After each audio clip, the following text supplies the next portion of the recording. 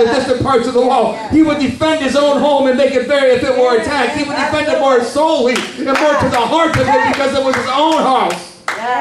He would be able to make a building, a family, and he would build this building with effort. Nehemiah blended self-interest with the group's objectives. Yes, he did. And brought it into a self-personal relationship that said it was mine. He made it was the wall that covered the whole city, but that was your wall. That's it. He brought it into a personal relationship. He said it was your wall. Yeah. This part is yours. You're responsible for it. Hey, that's good. I like it. They were mending and repairing and securing and storing up the area that were most important to them in their everyday needs. They weren't randomly picking areas. No, they took the area that was most important to them. And not working on somebody else's. Well, obviously, if it was your house that was going to be on the line, and if it came down to it, there was no way that you would settle for a mediocre job on the wall that was behind your house. That's right. You wouldn't settle for that. You wouldn't settle for mediocrity when it had your house on the line, when it was your children that were at stake, when it was your wife that was in the presence of other people. You wouldn't settle for mediocrity. That's right. Not when it was yours. That's right. Took ownership. When it was your wife and kids on the line, aren't you going to be a little more cautious about how it's being made? That's it. When all you have is the value when all you have of value is going to be right behind that wall, aren't you going to make sure that it's secure? Aren't you going to make sure that it's strong enough? And aren't you going to make sure that it's high enough? When all that's important is right behind you, aren't you going to care just a little bit more? Yes. Thank you, Jesus. You don't believe that for a minute? I dare you to take a child that's newborn from a mother and treat it just any way you want. It ain't happening. I dare you to touch one of my kids. That's right. Of any age and of any value. That's right. I dare you to speak illy of my wife. Come on now. It means more to me. Yeah, because it's mine. Because it's mine. Right.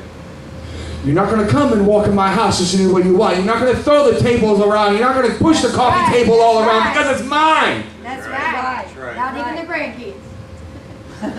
You're not going to go breaking plates because you see fit. Not in my house. That's right. You're not going to raise your voice in my house. Come on. Except for Dad.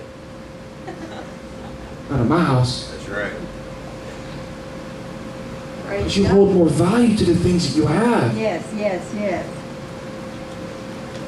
If I'm not say that yet. Take your time. You got all day. If we could make the connection that he could get them to recognize the importance of their part of the wall, Yes. then they would work like it was theirs and part of them. Yes. When he brought them into the reality that if it was their life that was on the line, they would work a little bit harder. When if it was their kids at stake, they would work a little harder. When it was their wife at stake, they would take a little more care. When it was their valuables at stake, they would work a little harder. Yes. See, if they have to become more real than just breathing itself, you have to wake up to the realization that the city of refuge is in repair, but the city still needs some work. And we cannot think of a big picture. No. Don't get confused and start thinking about the bigger picture of things you can't control. Just take what's at your hand reach and make that work. Yeah. That's good work. Amen. Just what's at your hand reach. Yeah. That's right. What you can do. I can't do everything, but I can do something. Something. See the difference? The difference is not, I don't have to raise the whole structure by myself, but I can put one shoulder into it, and if you can put one shoulder into it, we can pull this thing together.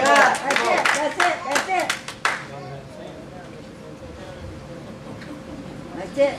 We need only to rebuild the things that are hand reach. If each one of us could begin to correct the failures in our own home, we can rebuild the city. If we could find the gumption to correct those things that are right at our hand reach, we would prosper. If we could just repair the things right at our hand reach. Yes, Lord. I knew this part was going to mess me up. I knew it.